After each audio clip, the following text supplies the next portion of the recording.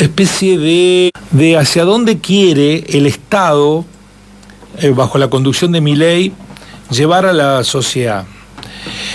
Hoy comenzó con página web propia que está en construcción.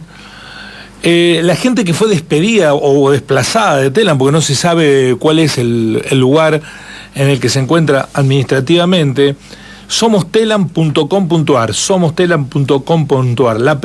El primer posteo, son los mismos empleados de Telam que están buscando la alternativa de expresarse. El primer posteo es cómo reaccionaron los medios de comunicación del mundo ante el intento de cierre de Telam del gobierno de Milei. Y citan a todos los medios, ¿no? El País de España, Milei deja en suspenso Telam, Javier Milei ha dejado en un limbo a Telam, la Agencia Estatal de Noticias de Argentina, la cadena France 24 no ahorra calificativos y dice un golpe contra la libertad de expresión. Milei ratifica el cierre de la agencia de noticias Telam. No solo es un golpe contra la libertad de expresión desde nuestro punto de vista, sino que es también un golpe contra la propia democracia, porque uno de los valores intrínsecos de la democracia es la libertad de expresión, pero también el pluralismo de las ideas y la territorialidad de las ideas, que lleguen a todos lados. Y la agencia Telam cumplía esas funciones. Para que nos ayude a interpretar los alcances de esta determinación, vamos a entrevistar al abogado constitucionalista que es especializado en Derecho a la Información, el doctor Miguel Julio Rodríguez Villafaña, a quien lo saludamos. Un gusto, Miguel. Guillermo Jeremía, el programa Así son las cosas, le da los buenos días. ¿Cómo le va? Buenos días, Guillermo. Bueno, preocupado, porque fíjate que lo que está apareciendo es una de las capas del hojaldre de la torta que quiere preparar Milei. Y voy a empezar por la segunda capa para llegar a la primera, que es la que nos preocupa, la de Telam. La segunda capa, que es la que tendría que toda la sociedad tener presente, es que una sociedad pluralista, y particularmente la Argentina, que ha tenido una clase media importante, esa clase media se nutrió de dos perspectivas. Uno, una educación pública, gratuita y de calidad. Esa educación es la que ha permitido la permeabilidad social. ¿Qué quiere decir los términos? No lo quiero hacer muy difícil. Bueno, ninguno de nosotros hemos nacido en cuna de oro alimentado con jalea real, pero la educación de esa calidad, en donde la maestra era un referente, luego los profesores, luego la universidad, fueron los que nos fueron moldeando. Primero, tener en cuenta que la escuela no es solo un lugar de información, sino un lugar de formación. ¿Y eso qué importancia tiene? No me quiero desviar del tema, pero ¿qué importancia tiene? La ley ómnibus, por ejemplo, tenía un articulado que ni siquiera se sometió a la Comisión de Educación del Congreso, que establecía que un chico de 9 años, a partir de los 9 años, puede decidir no ir más a la escuela y hacerlo a distancia. Fíjate que eso es un gran error, porque la escuela no solamente se va a tener información, sino formación. Genera primero formación humana, de convivencia, ahí tenemos compañeros, compañeras, en donde pasamos momentos que son inolvidables y que hace al sentido de comunidad. Tenemos docentes que nos dan su calidad, su calidez, que eso tiene una particular importancia en la formación de las personas en una comunidad democrática. Internet no busca democratizar la comunidad, porque en Internet se buscan solo tu propio reflejo. Al que no te gusta lo cancelas. En cambio, en una convivencia plural, democrática, y no dejo de tener en cuenta otro concepto, que en la escuela también se generan ritos que son importantes para el sentido de patria, de comunidad con historia común. Todavía yo soy un abuelo que voy a la escuela de mi nieto y me emociono cuando cantan Aurora y suben la bandera, porque eso está unido a muchas historias que nos unen. Ahora, por algo está siendo atacada fundamentalmente la docencia, universidades sin presupuestos, docentes con sueldos indignantes. El otro área fundamental para una democracia es la información. O sea, ustedes están cumpliendo su rol plural y la necesidad de informar. No hay posibilidad de en una sociedad tener juicio crítico adecuado sin información adecuada. Por eso, acá en términos generales, y ya vamos a entrar a Telam, se está atacando el noble oficio de periodismo. Fíjese que hoy en Córdoba se está discutiendo un salario para periodistas que es una vergüenza casi a nivel de la línea de la indigencia.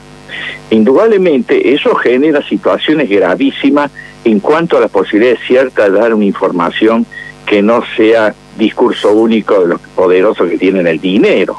Acá no nos engañemos, acá me hicieron conocer que un dueño de un diario estaba diciendo que no hallaba las horas que saliera la ley por la cual se podía echar sin justa causa a los periodistas, porque en este momento con inteligencia artificial podía hacer un diario con 3 personas. Estas son cosas que tenemos que tener en cuenta porque hace una estrategia de país, de unirnos, de historia común, de sentir sensaciones de patria, no dirigida en un momento en donde casualmente se está tratando de tapar esto. Voy a Telam. Lo de Telam es estrictamente grave. Bien dijiste en tu copete.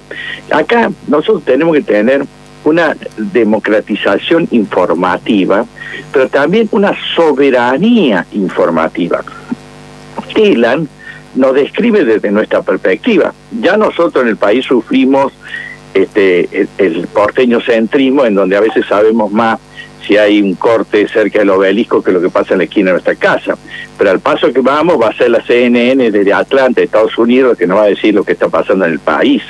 Primero hay que tener soberanía informativa, y esto no es un tema menor. Fíjese que acá Telam tiene 3 formatos, tanto escrito, radial y televisivo, y también tiene un portal digital, como bien comentabas, que en este momento está saliendo por otro lado, pero como para ahora decir que no es una agencia atrasada. Tiene más de 2.800 abonados, tanto nacionales como internacionales, y es federal porque tiene corresponsales en cada provincia. Esto tiene una importancia tremenda que no podemos tener en cuenta. Resulta que Milei hace un doble mensaje tramposo. Por un lado dice, es una agencia kirchnerista. Primero, tiene 78 años, hace 78 años no había ni nacido Kirchner. O sea, acá está haciendo toda una trayectoria de 78 años circunscrito a un periodo político. Segundo, no es verdad que esto haya sido así técnicamente, porque eso se podría haber solucionado por otro mecanismo sin necesidad de plantear cerrar la agencia de noticias. Y porque viene diciendo, porque se hacía propaganda política. Dígame, ayer en la visita al colegio Cardenal Copelo, donde fue a la primaria Milei, hizo propaganda política desde el primer discurso y con una insensibilidad, no solamente respecto a los chicos que se desmayaron, sino incluso hasta con cuentos de mal gusto que no lo haría en un cabaret en determinados momentos, a chicos, y hablándole en contra del monstruo del socialismo. Bueno, eso lo mismo le dijo al Papa, y por eso se opone a la justicia social, y dice que son escuelas de adoctrinamiento cuando la justicia social está en la Constitución Nacional. Y él viene a decir que acá hay una agencia que hace propaganda en un sentido, él en donde está sentado hace propaganda contraria a las reglas de convivencia. Acaba de decir ayer en la feria rural a los empresarios que si realmente no le aprueban lo que él quiera, cierre el Congreso. Acaba de decir ayer también que a los digamos, como dijo que en el Congreso en su momento eran ratas, también se refirió con términos peyorativos respecto a los gobernadores que no se sometían a su designio. Por eso, el tema es de una gravedad institucional. Yo digo, estamos viviendo una inmunodeficiencia institucional. Y hago toda esta aclaración porque luego mi planteo es eminentemente técnico, con independencia de todas estas otras connotaciones políticas. Primero, la telenoticia americana, que es el nombre que tiene la agencia, generalmente apocopado como Telam, primero nació en 1945. En abril de este año, o sea, el mes que viene, cumple 79 años. No la puede señalar como kirchnerista, cuanto más que en el periodo de Macri se echó un montón de gente y fue tan mal echada que fueron repuestos por la justicia. en sus lugares. Esto demuestra que acá el tema de la arbitrariedad está al orden del día. En el caso del manejo de lo que dice Milei y de sus fundamentos. Pero acá vamos a lo legal. En el año 2002, Eduardo Duhalde, en el periodo que fue presidente, por el decreto 2507, determinó que Tela era una sociedad del Estado. Eso lo rige la ley 20.705, la ley de 1974, que creó sociedad del Estado.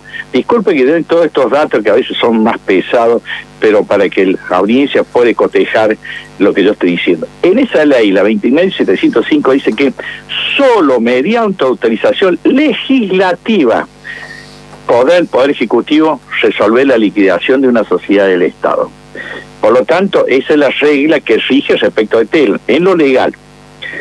Milei, el decreto de necesidad y urgencia 70, estableció en el artículo 40 que derogaba esa ley. Pero acá lo que hay que tener en cuenta, que el decreto 70 no rige, y aunque lo siga diciendo, no rige. ¿Por qué no rige?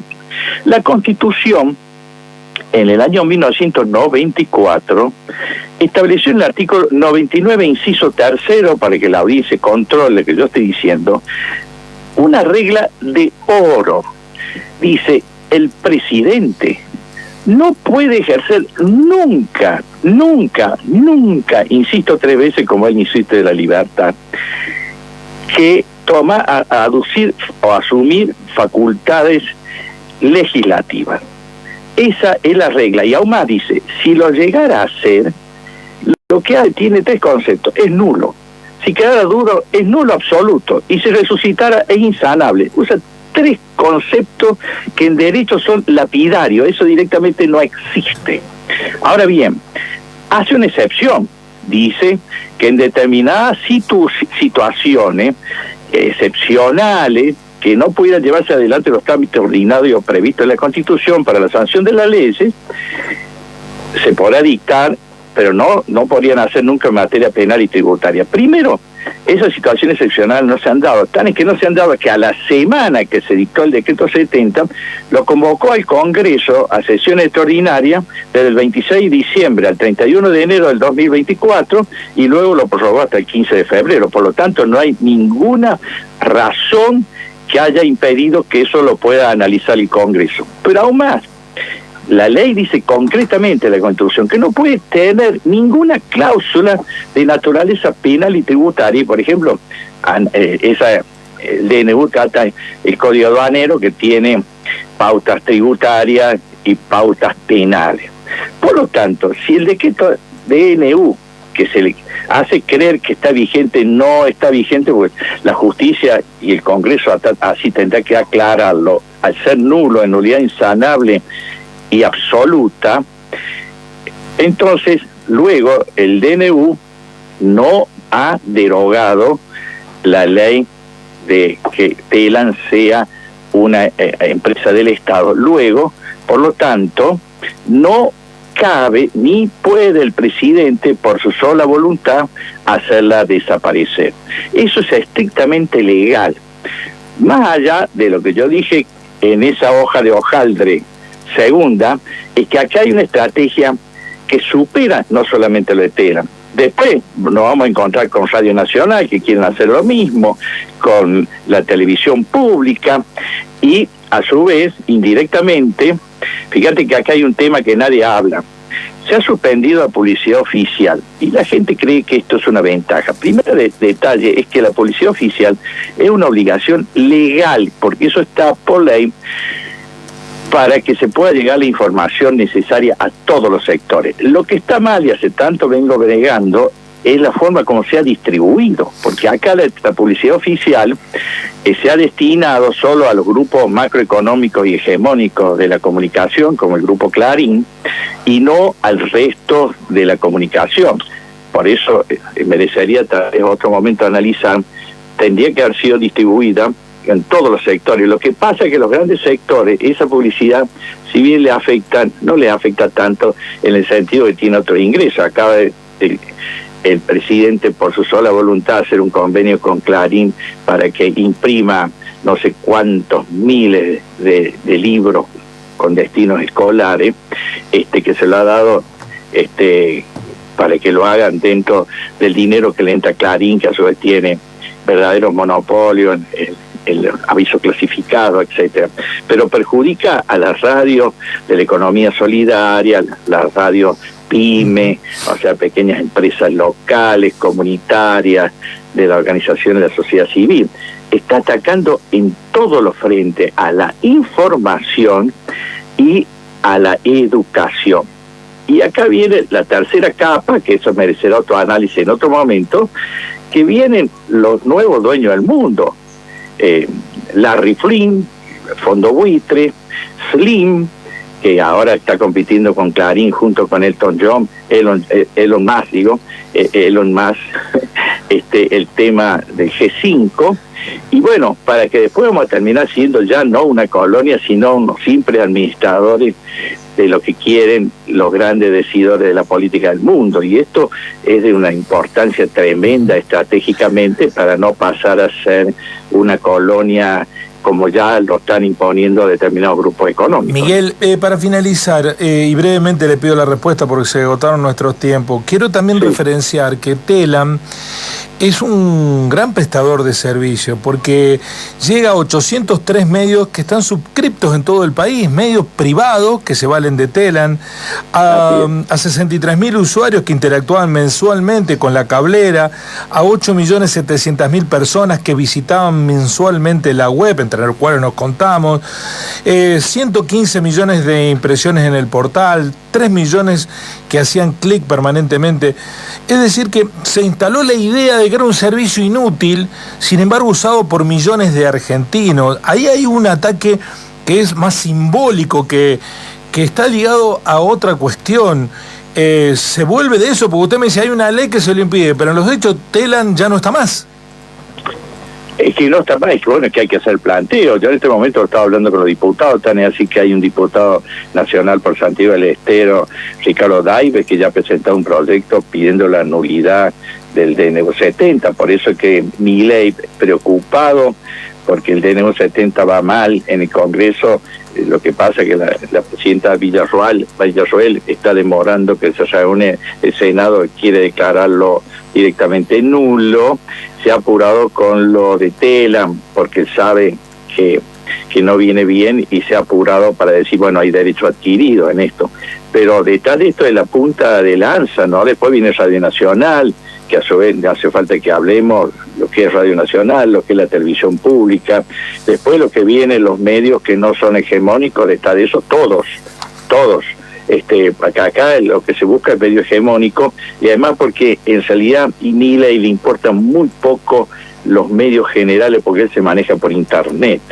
Fíjese que este es un detalle muy importante, por algo él se pasa 4 o 5 horas diarias en internet, porque esa es la cancha donde está jugando y en donde nosotros nos agarra como sociedad inermes en la manera como manejarnos en esos territorios. Miguel, pero bueno, esa es la realidad, ¿no? Sí, muchas gracias por este contacto y ojalá que logremos dimensionar la importancia que tiene la herramienta de la comunicación, una agencia oficial como la tiene todo el mundo, salvo los Estados Unidos, y que las usa para hacer que el mensaje comunicacional llegue a todos lados y con sentido plural. Y por supuesto que con cuestiones que deben ser corregidas, seguramente, con gente que no habrá cumplido acabadamente su rol. Había que cambiar a esa gente, no cerrar la agencia Telam, algo que está afectando de norte a sur y de este a oeste a toda la Argentina. Muchas gracias, Miguel, por este contacto. Totalmente de acuerdo, Guillermo, y fuerza en lo que están haciendo. Un abrazo especialísimo. Miguel Julio Rodríguez Villafañe, abogado constitucionalista, especialista en Derecho a la Información. He escuchado muchos argumentos que hay un consenso en el cierre de Telam. Sí, claro. Cuando está instalado un discurso anti-Estado, cualquier cosa que afecte al Estado recibe adhesión. Ahora, una sociedad que construye su paso uno tras otro en aras de los supuestos consensos generales y no hace cada uno lo que tiene que hacer, digo, el periodista defender los derechos del periodismo, no ser abominables participantes de la actividad comunicacional deseando que esa actividad comunicacional se acalle en el sentido que las voces se silencien, pero de los otros, de lo que piensan distinto.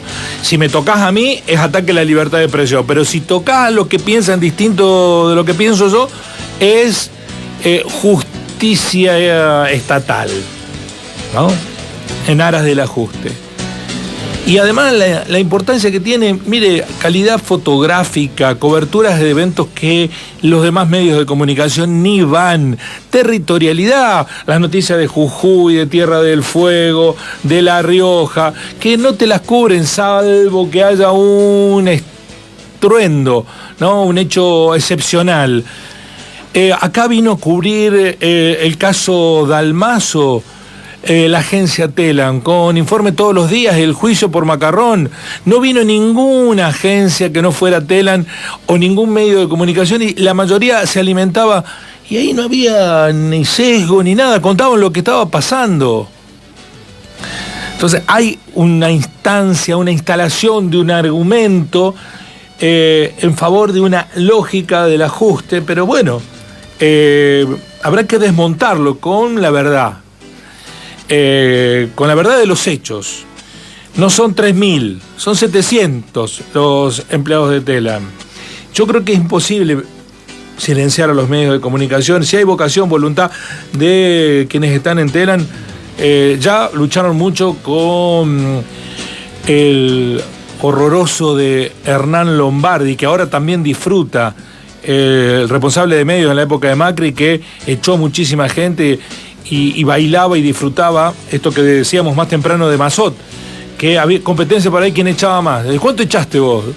Eché 200. 300. Y me decían, no, pero yo 400. Hay que ser, ¿no? Hay que ser. Llene los puntos suspensivos que dejo.